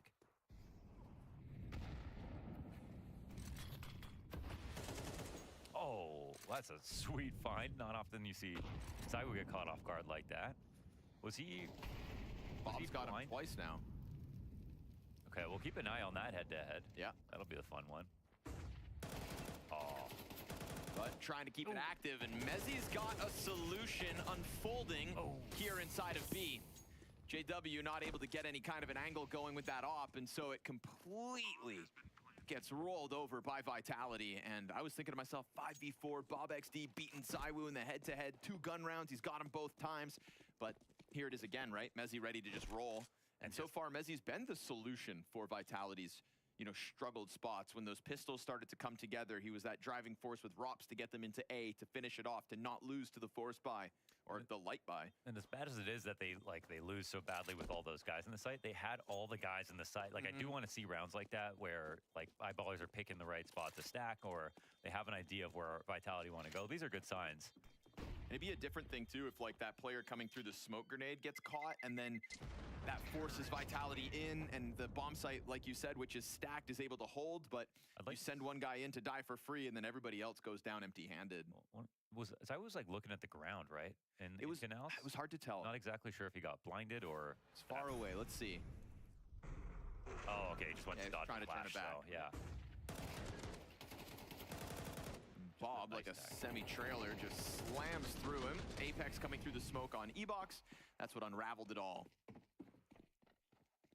So pressure back on Eyeballers to not get economically reset, but they've got everything they need. That JW op still trying to find its impact. It's been really, honestly, countered by the util on both these executes now. We see him stuck inside a temple last round, nothing to do. Bricks the round prior on the A site. He just kept having to give up his angles. When we talk about how good of a team Vitality is, it feels like, you know, it's a nightmare for a guy like JW, who's probably used to punishing lesser opposition in their tier. But it's fine-tuned utility for Vitality so far. This one's going to go into the final seconds of the round, it looks like, with the default as it stands. And Vitality are also probably thinking about the fact that they've run into 3 or 4 players sometimes. Oh. That flash got missed. That'll slow things down. That might have been a gift for Bob, depending on if he would have eaten it anyway. Honestly, Apex is lucky he got flashed, because if it just missed and didn't blind him, he would have run through that.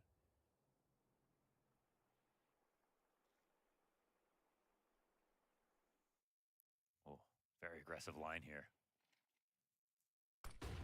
Yeah, that's the risk of it. 25 seconds, though. Decisions must be made.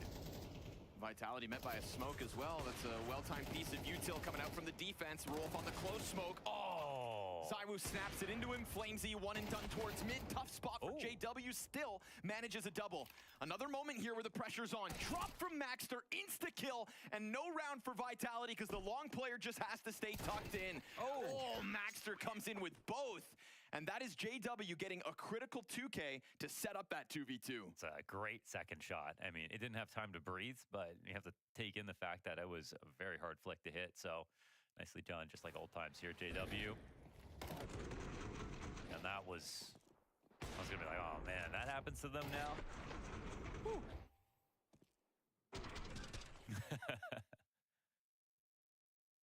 Just the right amount of disrespect, right? They don't want to get into any post plants. If anybody knows that fine line of a limit, it's going to be JW.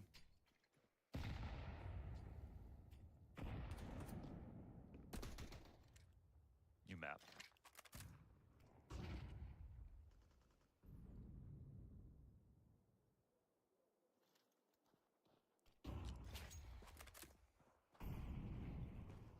Utility comes over top for Vitality. We've got 3 defenders here, but the first one falls with nothing. Not this time, J-Dubs. 2K last round was key. Maxter would have loved to be put back into a 2v2 where he could dive the site again, but he knows he's significantly outnumbered. Money's on the line here, and it feels like Vitality just run it back, give themselves more time, and this time come through with a crushing blow for Eyeballers. That was nice to, like, you know, so you got a default, you got one slow default, work both sides of the map. Previous rounds, a little bit faster, but the tempo shift and, like, how quiet it was for a second, it felt like maybe this one's going to be a little slower, and then all of a sudden, it's just a full take. Rolf really wanted to play that aggressively and stay in the open, go for an off angle, but no kill this time.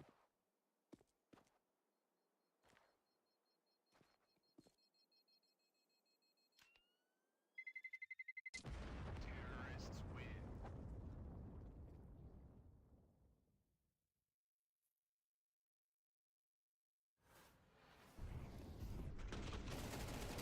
Played golf today. Yeah. Got it Wanna with talk about 3 Swedish guys. Oh, right. Yeah. Yes, this is relevant. So, yeah, this I was going to tie it in. Okay. And I was like, because they watched old CSGO, right? And I was like, JW, oh, JW. I was like, okay, you should watch the match. It's at 5 o'clock. And, you know, that's just a name that I knew I could say. And they'd still get anyone in Sweden would know who that is, who watched any amount of Counter-Strike. Were they shocked to hear that he was still inside the server? Yeah, they're like, he's a coach, right? I was like, I'm like, no, you're in for a treat. This is authority. Yeah. This is authority. Wow, I love that. It stands. This is hockey. At home standing coach, respect.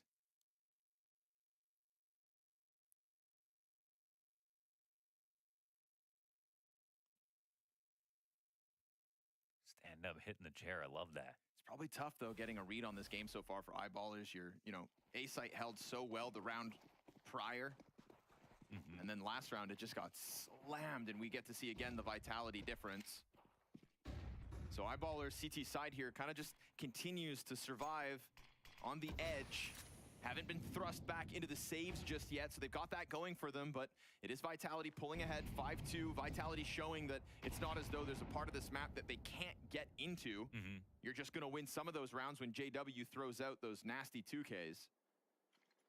Maybe that's the reminder Eyeballers need. It's going to take X Factor in your plays today. We've seen great headshots from Bob XD. We saw that very critical 2K out of JW. Everyone's going to have to bring it to the table. And it's all on a whim, because you never know where Vitality are going to commit. They've had a very varied attack so far. And they're going to go back to starting out with a little bit of flamesy mid pressure. Sometimes the hardest part about this map is just like, how much attention do you give to mid? Sometimes you want to put a lot of emphasis on the, you know, first few rounds, get a team pushed back, maybe punish a lurker to make him regret it, but so difficult rotating without mid. See ya. Damn, and that just isolates A entirely. You see that mid control, they have this A kill. Now what's interesting is obviously the bomb. It's not outside A. It's ready to split on 4 guys waiting for them. They just have to believe that they're right about this. Flash in, and Bob XD's not even given a chance to shoot back. JW again with a nasty double kill. Burned, though, by ZywOo. Maxter gets his one. They know exactly where he is, so he gives himself a smoke to try to work with, and the clock is on his side. Can he make it weird? They're starting to swing through. ZywOo's going to have hands busy. Oh, he doesn't jump it immediately. Plant on the opposite side, gives Rops what he needs. That awkward duel out through smoke, and Vitality get through with 2 up. Versus a lot of teams like in their tier, obviously, a setup like this, it's going to be perfect, a perfect counter, essentially. But their ability to multi-trade or multi-frag is just so high. And it's just like, you can almost see the setup and think, well, Vitality, they might still figure this out. And surely enough, they do. It's a great call from them. Eyeballers were totally, you know, taken out on the other side of the map. Didn't have mid control, didn't have time to go for a crazy rotation. Said, okay, we'll stay here and save if they don't come.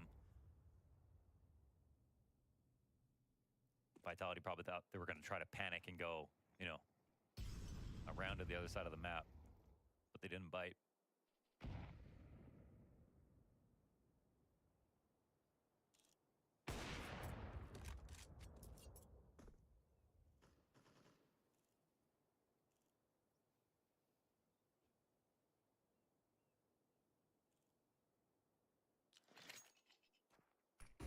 Again, it's a little quiet over here. And there's nothing Eyeballers can do about it here in round 9. Pistols across the board. Made Vitality work for this. But it's now an extension of this lead earned. And I think as well within their tier of CS, we could run that last round back, you know, maybe another team would make mistakes at 10 seconds in that 1v2, smokes all around the bomb site and whatnot. Vitality played to perfection. Yeah. They adjust the bomb plant. Rops holds the correct side. That push that could have happened on the opposite side of the obelisk wouldn't have given you a shot on ZywOo because he had the wall to cover him. And so Vitality, even though it is crunch time and you could try to pressure them with that clock, they still just keep their cool. And I think that's going to continue to be the test for Vitality if these Eyeballers rounds come through. But right now, Vitality just continue to look like the very best team in the world. 7-2. Yeah. And the guns come back for Eyeballers in the next one. Obviously, we're in a different era of the game, so that, you know, Vitality, Astralis comparisons, they just get more real every day, and they've already completed this amazing year to begin with. And the question is, how much longer will it go? I mean, everyone's precipitating some kind of fallback or other, you know, another team to just, you know, finally achieve what they have been trying to and be a challenge, or for Vitality to get tired. But we don't know. I mean, last year they were the best at everything. They could very easily start off just as strong. To be honest, we kind of had that door kicked open, right, in the second half of 2025 when Vitality started losing events, when they had some shortcomings, when we watched other rosters hoist trophies. But all that really mattered in the end of that year was Vitality getting back-to-back majors, and that kind of changes all the tone coming into 2026. It means that even now, Vitality know for a fact that they can lose an event, have an off game, and still win the most prestigious tournaments of the season. And are you going to tell me that if Vitality lose a few on the road to Cologne, but then get 3 majors in a row, that we're not still going to put them on this huge pedestal? Absolutely not. So right now, of course, Bounty, just a stepping stone for Vitality to kind of see where they begin the season. And Eyeballers, one of those pebbles within the path. But this pebble's got a little bit of bite, and that's why we're 5v4 again. We get this active flank across the bridge, mayb considering it. But as he operates here alone, it looks like JW could find good timing, and sure enough, he's got a freebie queued up.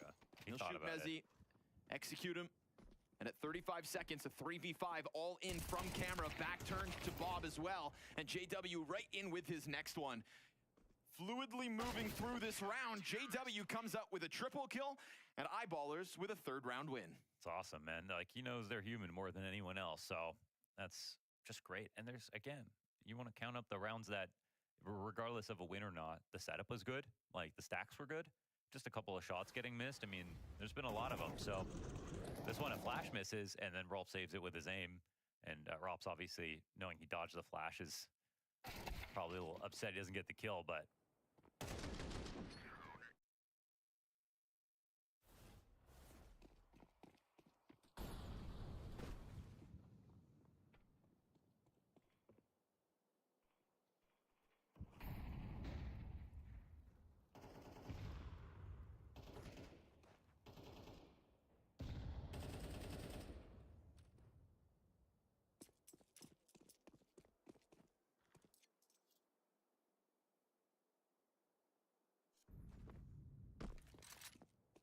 they picked Vitality because JW, everyone was saying JW needs to go up against ZywOo, right? That was the whole, that was what was supposed to be just a meme. Well, look at him now.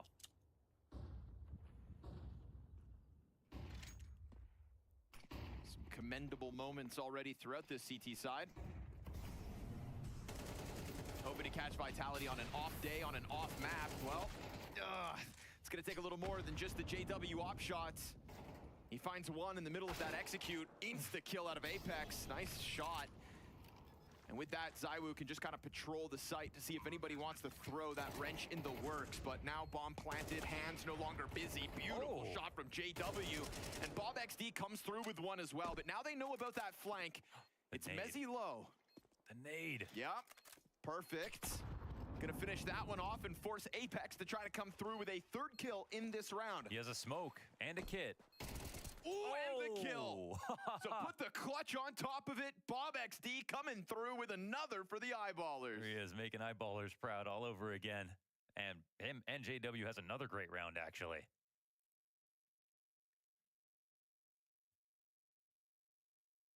And it's a retake checked off the list.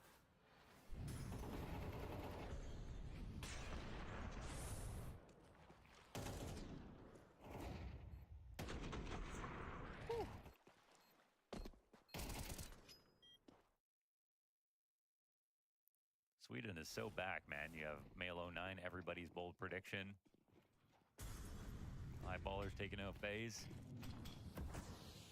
And giving Vitality something to think about. Double up inside of camera with Dex coming through on A main. Hey, Eyeballers at the end of this half. 5 rounds, some respectable challenges within the Vitality's 7-round wins. Big time. It's not a bad look for the Swedes whatsoever. Call this a good half versus anybody else, right? And on Anubis. This is going to keep our attention glued to the screen for the second half of this game. 3v5 attempt for Vitality. Nothing to lose here. Final round of the half, and JW on a passive angle gets popped by Flamesy. Millimeters make a difference. Bob XD also shredded. Flamesy could be the solution here at number 12. We go right back to the even 3v3 and quite some distance from Eyeballers in this bomb site. This flank goes down uncontested. Oh, and Maxer dies also through the smoke. Uh-oh. Gonna be worried about the camera as that nade pops. Oh, they actually find Rops within that. Still plenty of time to recover this. They don't know about the second guy. Doubled up, I don't know. Trying to figure out where the hell he's at, but the CT smoke just popped inside of camera. Bomb being played around, they're still thinking about it. A walk-through smoke is nasty, and you can see Flamesy still thinking, where could it come in from? And the perfect timing from Rolf behind the pillar. 3v5 denied in the 1v1, and Eyeballers respect. 5-round CT half. In the process, Apex gets the better of his teammate. Now, he's got the utility to keep Donk out of this. He knows he's gonna swing. Okay! He knows. Apex, baby! It's a fact! Charge your mouse, charge your mouse! Look, it's plugged in. Yeah, it's plugged in. There we go. Yep. Char, even though you win, we love you. Merci, madame.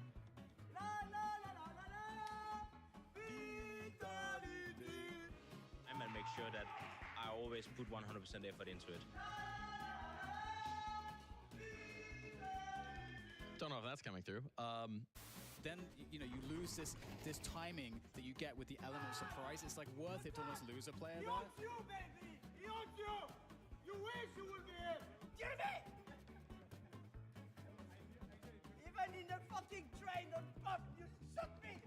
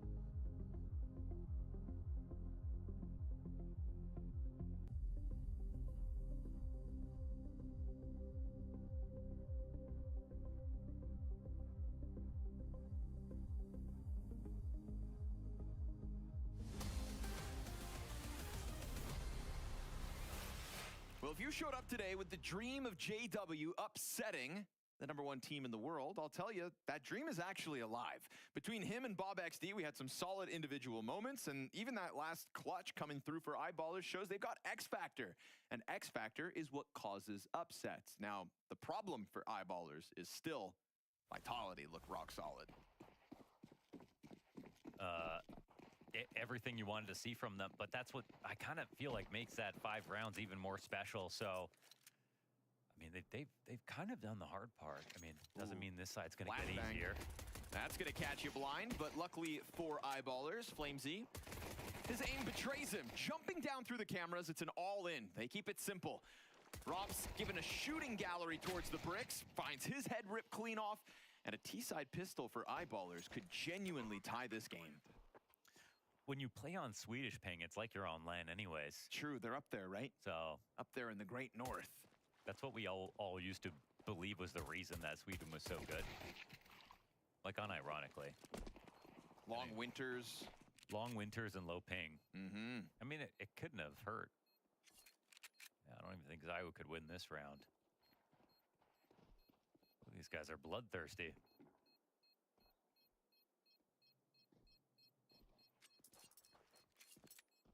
Well, that's awesome. Mm-hmm. He'll give it up. And Eyeballers, a 6th. Are you ready to say Eyeballers have a lead? Are you ready for that? I'm looking forward to it. Oh, yeah. No offense, Vitality. We wanted a challenge. You've already got FaZe's head on one spike.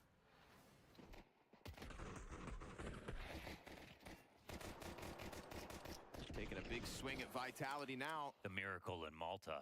Just convert it. That's the big thing. Convert this round. You got a FAMAS on ZywOo to contend with. Yep.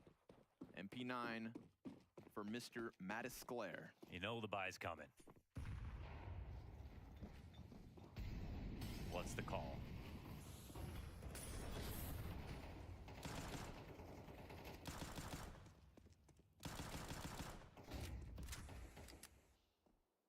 Little chip damage here as they clear out the close positions. It's all a big ruse, though. They've got JW on the lurk. But does he want to jump by camera or just take a fight? Damn, he actually gets away from that. Yeah, and more damage. Just out-damaged ZywOo on a raw duel. We're going to celebrate everything. And he's bringing reinforcements now. They'll smoke off camera.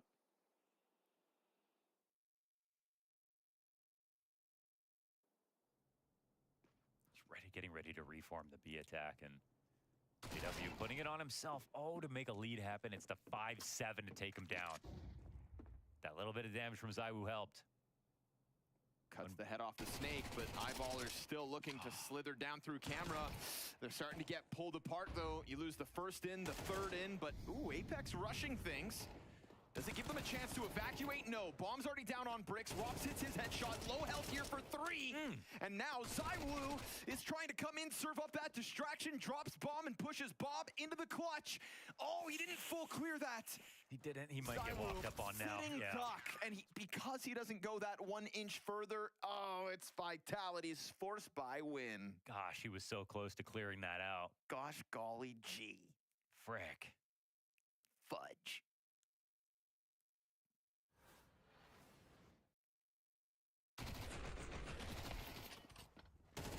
But that's Vitality for you. Yeah. They'll punish. That's the thing. You know, you're going to get punished for every little bit. Said Eyeballers had to be ready for all these rounds. Well, sure enough, Vitality reminds you who's boss. And a boon to their economy as well, right? ZywOo and mayb on AK-47s, Tech 9s for all of the Eyeballers. Fast jump through the bridge. Clipped by ZywOo, but popped by Bob. Oh, a second. Right back to what worked last time. This mid-pressure got them close to that A site. Never meant to have gone down this easy. Rops' recovery denied. Bob XD's got 3 kills this round as he gives Vitality a taste of their own medicine. They also got this flank. This is a free kill for Maxter. Ooh. Maybe not free, but still a kill. Apex clipping JW in the meantime. mayb still here in this bomb site, and they force buy right back. My goodness, Bob. The Tech 9 3K on mid. No rifles behind him, nothing. How real was that? That's the X factor in the XD.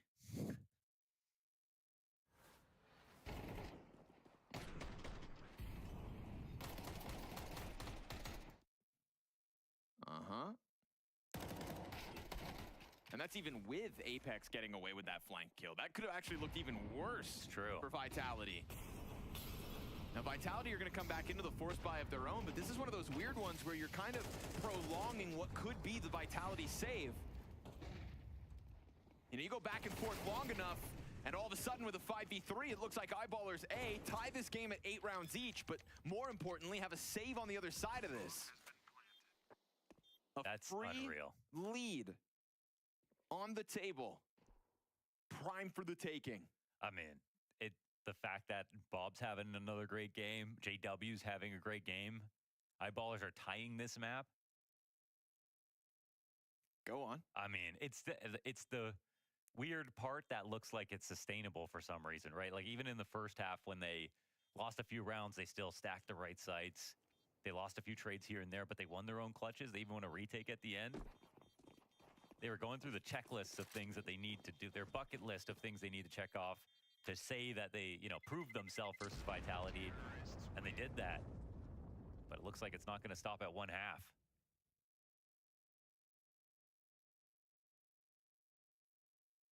Who doesn't love an underdog? Right now, Vitality. yeah. Suddenly, they've got their work. Apex has talked about it before, and everyone's always cheering against us. You know, we're the best, we're winning everything. That's what it is. Mm-hmm. It's actually what makes the game great. It's why it's having a team like Vitality is so great. Yeah, I also think that never ever lose. When you have a leader like Apex, he is somebody who actually can seemingly embrace the me against the world type mentality. Yeah. Some people would crumble under that kind of a pressure. He's proven to us he's ready to thrive in it.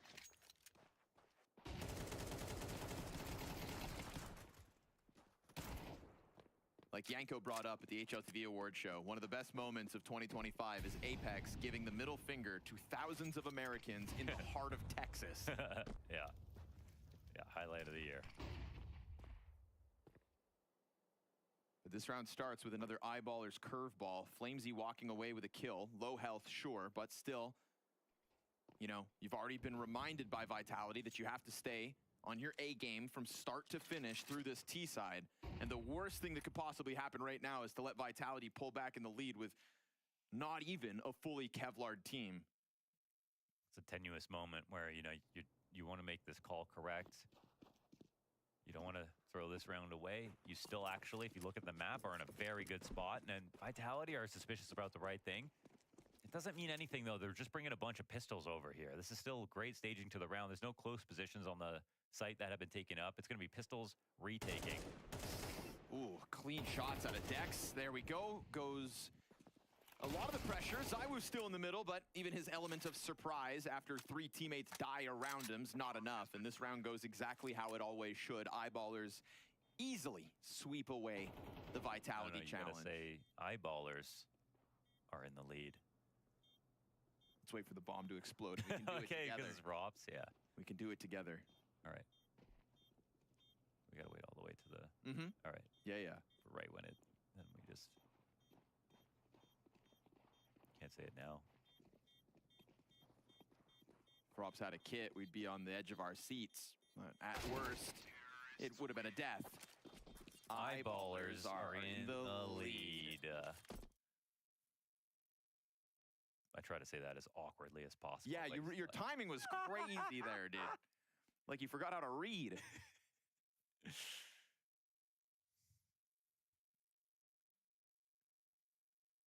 But it doesn't make it any less true. 9-8 on their map pick. Vitality back with guns. We have a game on our hands. My eyes are open. I'm seated. I'm stimming.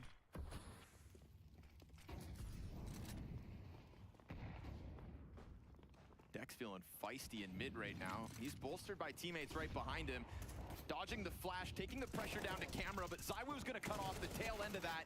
And it's only Dex in the very front to get one. So having a hard committed defender and that well-timed ZywOo mid push, felt like Vitality kind of saw that one coming and then attacked it perfectly. Shave off the third guy, Mezzy gets his on the front, and with only Dex finding success in this one, Vitality have tied the game, which is perfect because the next time Eyeballer...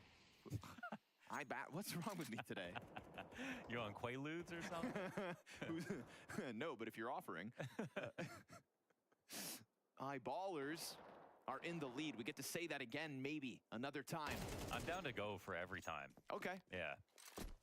Well, right now, should be Vitality tying up. This 1v4 with total bomb possession for Vitality looks far too easy to secure. Big set play here from Eyeballers towards the A site. And just more of a standard hold, so to speak. Well, okay. No chance at a good duel, but Apex wins it. Vitality tie this thing up. Do it with a rock-solid round as well. Just the right amount of risk here for ZywOo. Timed it to perfection, hearing those first two players stomp down through camera. I'm what are the odds of 4 members of Eyeballers coming out mid? So once 2 are confirmed, yeah, duel that third. But it keeps us right in the middle of the storm. Both teams guns back in hand. Even a bit of extra cash here for Eyeballers too, so yeah. It's not that risky business. Oh, but that nade for JW, ouch. Yeah, that was right at his doorstep. Apex dropping fire in front of Bob. Bob throws the bottle back.